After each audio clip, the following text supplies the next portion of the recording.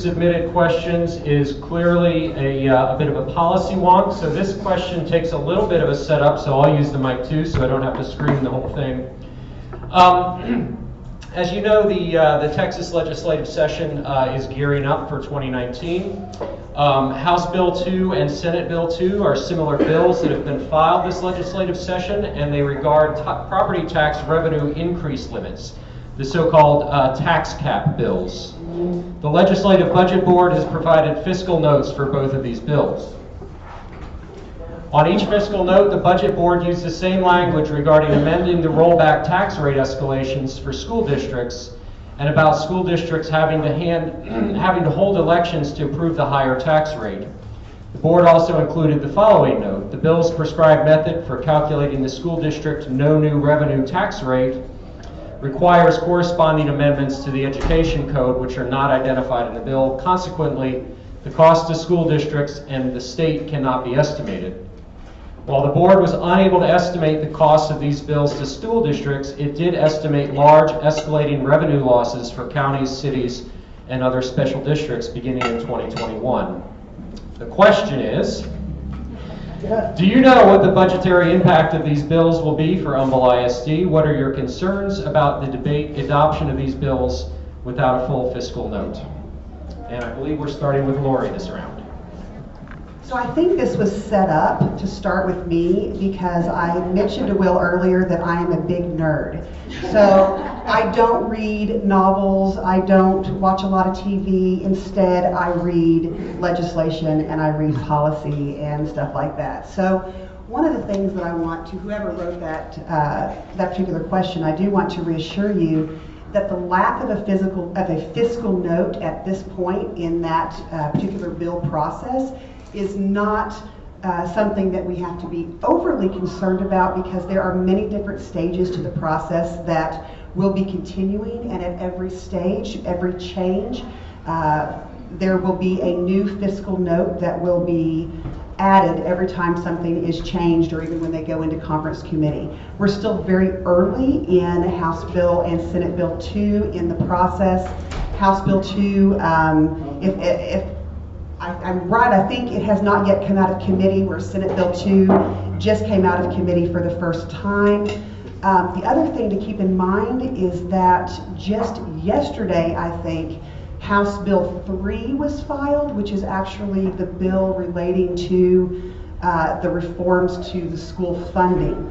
So once people have had a chance to digest Senate Bill 3, then they will have an opportunity at the next stage to go in and reevaluate the fiscal note for Senate Bill 2 and then make the appropriate recommendations or insight at that particular time. So at this point, I am not worried about it. Now, obviously, I am worried about school funding and making sure that we get as much of the pie as we can, because that's the way we fund educating our students.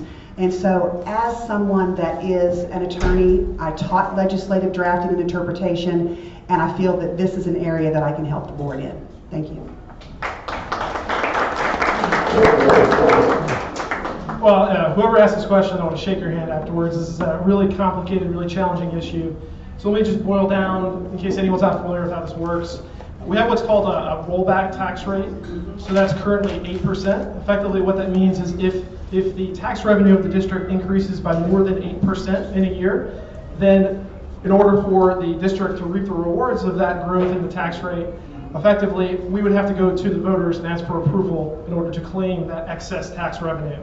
So the rollback tax rate revisions in this new bill effectively would cause the 8% rate to drop down to 2.5%, which is a very significant reduction in the rate that would require voter approval.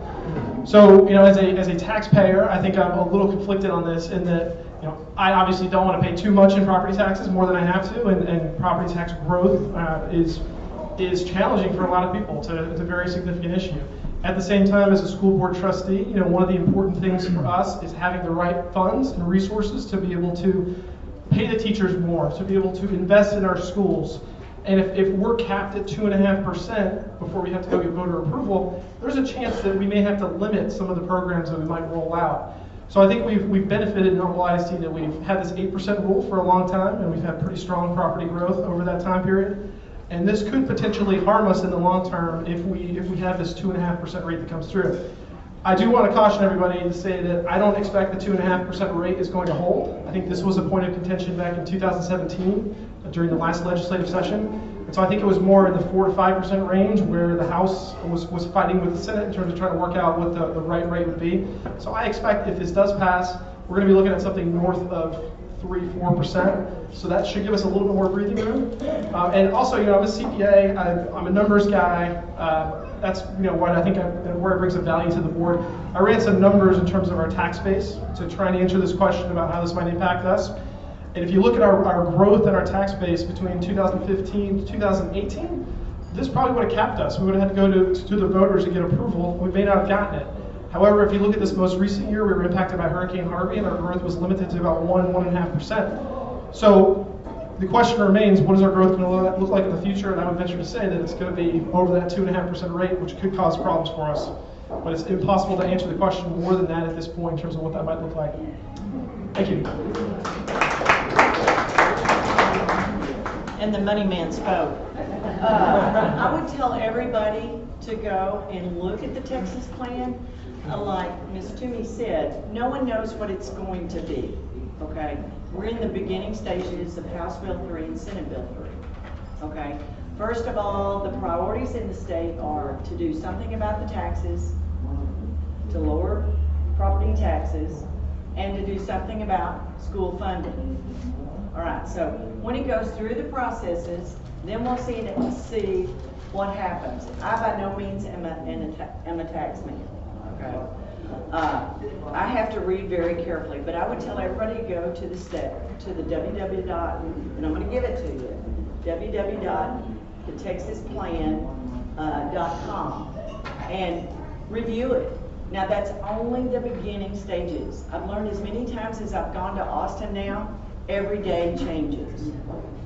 I mean, to know exactly how much, even in this plan it says, okay, there'll be $140 million for teacher retention. But we don't know where the $140 million is going. We don't know how much right now that we would get. And in Senate Bill 3, it's every teacher gets $5,000, but that's not every educator, okay? So bottom line is, we don't know how. But what we are going to tell you and I work on the advocacy committee, the legislative part of our board. Bottom line is, every voter counts. So therefore, it is extremely important that you participate. The greasy wheel gets the grease. If you write your legislators and you tell them your concerns, that's going to happen. But these bills are going to change on a daily basis. Stay in tune. Go to the House, go to the Senate, watch the committees, because every day it will change.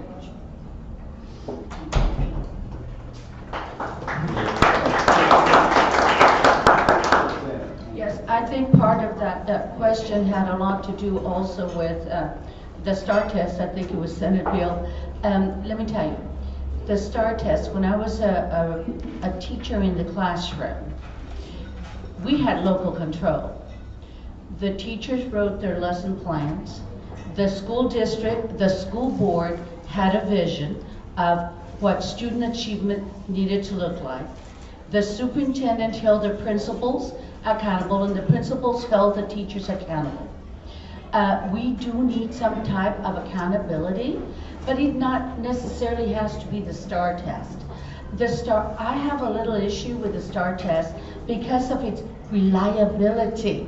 I do a lot of research. I have a doctorate degree, and that's the issue that I have with the STAR test, is the reliability. If someone could tell me what research they did, then I would be more than happy to debate it. Another thing that I really want and support is the technology, the technology aspect of it in the 6th, 7th, and 8th grade. Teachers and superintendents and board of trustees make everything work. I do know that we want to start the children thinking more about the career aspect, you know, about do you want to go to college, do you want a career, do you want to go into the military? The only concern I have with that technology is that we may be asking some children to make a decision when they're still so young, when they're still in 6th grade, 7th grade, and 8th grade. But whatever the legislators decide, I am sure that we will adapt, because that's what teachers do. We rally around our legislators, and we rally around our school board and our school teachers. Thank you.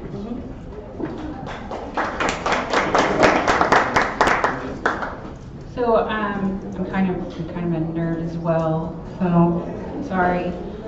So this actually, I sort of have the same position in terms of when we have more than 2,000 bills that are introduced, and every time the Texas legislature meets every other year, a lot of them don't even get looked at. Some of them get pushed through. By the time we actually get sort of the meat and potatoes of what our new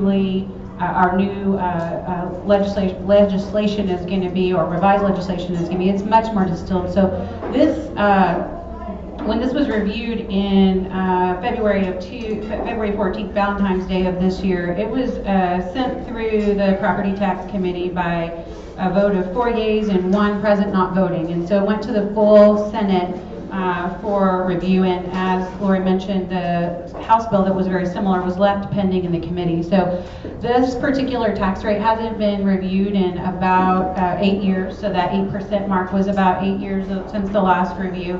And so I do feel like that by the time it does make it through the rigorous process, and a lot of people have input into it, there will be some changes on that. The other thing that I think that it's a significant change is it changes the onus from being on the school district to ask for an election to having, particularly in those small areas that don't earn $15 million in these tax revenues, to be able to move forward with a request for a vote. So I do feel like there'll be a lot of changes for that before it goes through. So I don't know that it's worthy of a lot of concern right now.